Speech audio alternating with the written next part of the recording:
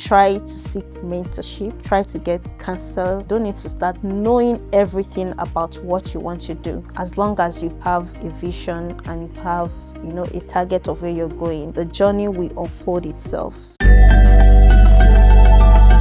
Miss Bamikole Adeola Blessing, the founder and creative director of the Tade Crafts Limited, hailing from Kwara State.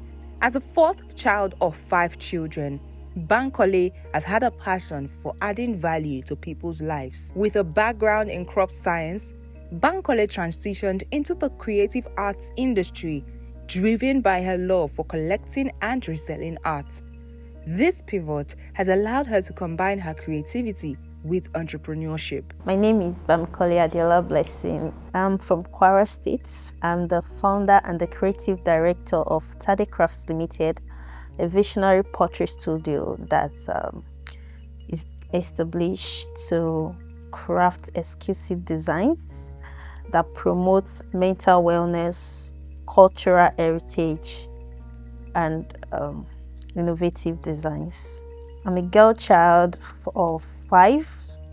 We are 5 girl child in my family, and I'm the 4th. My passion lies in adding value to things around me, people in general. I attended University of Abuja, where I studied crop science and graduated as a crop science student. For a while, even while I was in school, I practiced agriculture and agribusiness. I owned one before I transitioned into pottery arts business. Like I mentioned earlier, that while I was in school, I was practicing agric. I did that until I graduated, and when I graduated, there was this business meltdown for me in my agric business, and my passion was open to another business entirely, where I go into collection of artworks and drop shipping them. And these are functional artworks like tablewares, cooking wares, and all sorts that are functional. So with time, demand begins to go up, and from there I begin to see a bigger picture that okay, what value is actually around this that is causing the surge in demand. And from there I made research about what exactly I'm giving out to people, and the picture became clearer, and I see it as one of the two actually that I can use to solve real world problems. And since it's matched my passion to add value to things and people around me, I found it as a great opportunity to put myself out there and what I can do. Pottery generally has no ethnic or religious limitation. It does not really have any special thing to do with where I come from, because generally in Nigeria, in Africa, and all over the world, everyone uses pottery because of its value, whether it's adding value to the environment or for the health benefits. So I came from Kwara State, that's my state of origin, and I have no clue growing up anything to do with pottery. I've never been to a pottery center. It's not my family business. I don't even dream of working with clay or any creative things around pottery, ceramics, but life happens, and that was how I got here. Bamikole faced challenges in her early days, including acquiring knowledge and sourcing raw materials for production. But despite these obstacles, she persevered and found success in pottery making. When I was going to start learning, because when I got a clearer picture to dive into it, I'm like, okay, I want to get involved, from the basics, so that I can know what goes into what I give out. I can be able to talk about my crafts, be proud of it, and own it. So one of it is to learn about it. So getting a skilled trainer was one of my challenge when I started. at a point I had to go to Lagos because there are more potters, more skilled potters in Lagos State, in the urban area. So, but then I look at it like, okay, when I look at other factors surrounding moving to Lagos to learn this thing, I came back to Abuja and I'm like, okay, there must be one potter at least that I should be able to learn from. So, and after much back and forth, I found my boss that I learned from at Ushafa. Yeah, so, and fortunately for me, he has, some connections to the legendary Ladi Kwali. So it was really a great one for me, but it was very, very challenging, finding him, because most of those potters, they're in the rural areas. They're not exposed to technology. They're not putting themselves out there for us to see. So it was very challenging. In fact, one of why it was so challenging also was I had to move from where I am to that Ushafa completely so that I can focus on the learning for the period. Another challenge, as I began to practice, is sourcing raw materials. Yeah. Many people, when I serve people, customers and all of that, sometimes they're like, is it not clay? Clay is everywhere, but clay is actually the particular clay that is functional, workable for us is not actually everywhere, because not all clay can actually work for especially functional item that I do. Yeah, so getting some of these raw materials, we have to go far. We have to go very far to other states to get some of these materials from quarries where they mine stuffs, especially our glazing materials. They are available in Nigeria. We are blessed with them, but we have to go to far places, distance, to source some of these items. So it can be very challenging actually. And one other thing that is very challenging about pottery and ceramics business that I got exposed to when I get into the business is sourcing for our equipment. There is actually equipment for ceramics and pottery is actually scarce in Nigeria, maybe because there is no popularity around the business. So most of our equipment I ship them in from China. So that is another challenging thing for someone who wants to start really small, the cost of shipping stuffs and the stress of going all the way, sourcing over the internet can be very stressful and discouraging if you look at it from that perspective to start. So those are some challenges, yeah. Contribution of the pottery production itself to mental wellness, in the sense that it helps to promote mindfulness, focus, concentration, self-esteem, confidence. It instills some confidence in you, the fact that you can work with a piece of soil and create anything, just anything you can imagine yourself to do. I have some students that just finished their training. When I was training them, when they were just starting, they watch me making stuff. They're like, oh, this thing is really simple.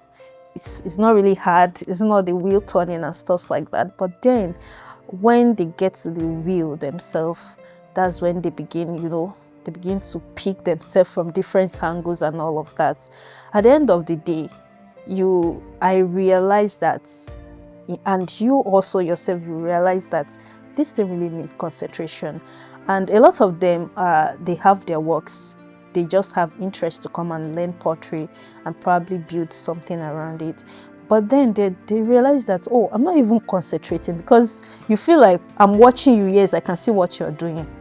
But when you get there, that's when you realize that your level of concentration is very low. Some people do not even have confidence. They'll be like, I can't do it. You can actually do it when you put your mind. So it helps you to improve focus, because each steps matters. Every steps from throwing to finishing to firing matters. So you have to put your focus. it nurtures that confidence and all of that, and this feeling, the satisfaction of, oh, I made something, is really extreme at the end of the day. Yeah, so fascinating. Her work in pottery making has not only brought her personal fulfillment, but also benefits others. She believes that pottery can improve focus and mental clarity, boost self-esteem and confidence, empower individuals to realize their creative potential. What has been the most rewarding aspect of my journey? I would say one of it is the fact that my work is gaining the visibility that it deserves. The first time I got the notification to exhibit my work out there in Florida, that sense of pride was really high for me. Unfortunately, the notification was small. I couldn't ship the work out, but that I got that visibility, it was really a really rewarding moment for me. And also, recently I exhibited at the prestigious Nikkei Art Gallery, and I stood out as the only female ceramist in the exhibition of numbers of women there, and that moment I feel so fulfilled. Yeah, I feel so fulfilled. People, coming to see the uniqueness, the standing out and all of that. It gives me a sense of fulfillment and pride. So gaining that visibility is a great day for me. Through her craft, Bamikole empowers women and creates a community of like-minded individuals. She aims to transfer knowledge and skills, promoting economic independence and self-sufficiency. Her future aspirations include building her brand into a household name, establishing a school to impact and mentor others, creating employment opportunities to address unemployment in the country. Empowering women through my crafts is so important to me, because I'm also a woman. But ironically, when I put out the flyer out there, it was supposed to be for all genders, but it was only women that showed interest, and that shows how much women still yearn for empowerment. They want to be empowered, and their interest in creative works. Also, what actually brought out that initiative of training 10 people, women, for free, it's because of the passion I actually have for my community, developing my community. I was opportune to get an award, and I'm like, okay, how can I give back to my society? So, and that was how this training come about. That, okay, let me train other people, especially since I went through the orders of finding someone within the city to get trained from. So these are crafts that people can actually transfer into other people also. So since I have the skill, I just felt like, okay, it's important. And also, from data around, I got to understand the level of unemployment as it's increasing in Nigeria. So I'm like, okay, this to pottery production is something that I can use to address this problem. My long-term goal for Tadi Crafts Limited is to build it into an household name. Like I said, I make functional items, and these functional items include things that people can use every day. So, and the vision is to make it a household name where everyone have at least one piece of Tadi Crafts products in their homes.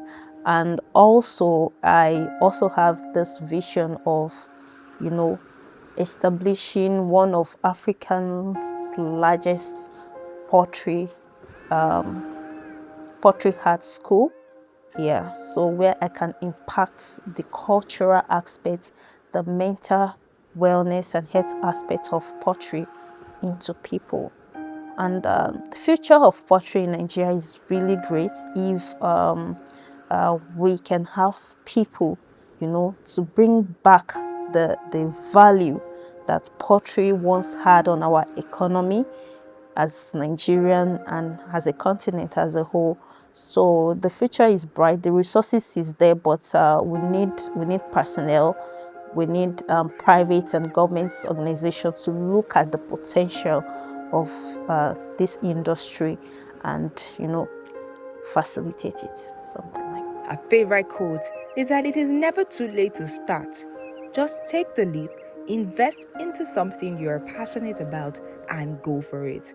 She advises young women not to be intimidated by challenges, but rather seek counsel and mentorship and continuously pursue their goals and aspiration. I actually don't have a favorite quote, but from my own journey, what I can say is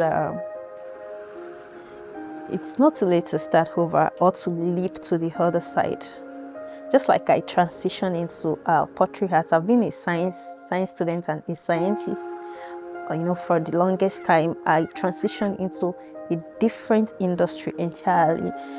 Was I afraid? Yes, but still, I took the step after making research, and and it's aligned with my values, my passion, and I'm like, okay. At the end of the day, what exactly gives me fulfillment? This also gives me fulfillment, and it's an opportunity to address real world problems. So I leaped to the other side. I didn't mention that when I was starting, I had to take 6 months off everything, posting about my business, anything on social media, even my family. That 6 months, nobody knew what I was doing. Nobody even knew I moved to Oshafa. So I just took that 6 months, of my life, and I invested into this new industry that I'm passionate about. So if you feel like leaping to the other side will give you the fulfillment that you want or solve the real problem that you want to solve, just take the leap. My name is Adeola, and this is my message to every young girls out there. You are limitless, and don't ever think that you don't belong to a certain room, or you are not capable of doing something because you feel like it's too big for you. It's never too big for you. What you need is, if you are not sure, try to seek mentorship, try to get counsel, seek counsel, and from there you can start. You don't need to start, knowing everything about what you want to do. As long as you have a vision and you have, a target of where you're going, the journey will unfold itself. So I wish you all the best as you take the leap.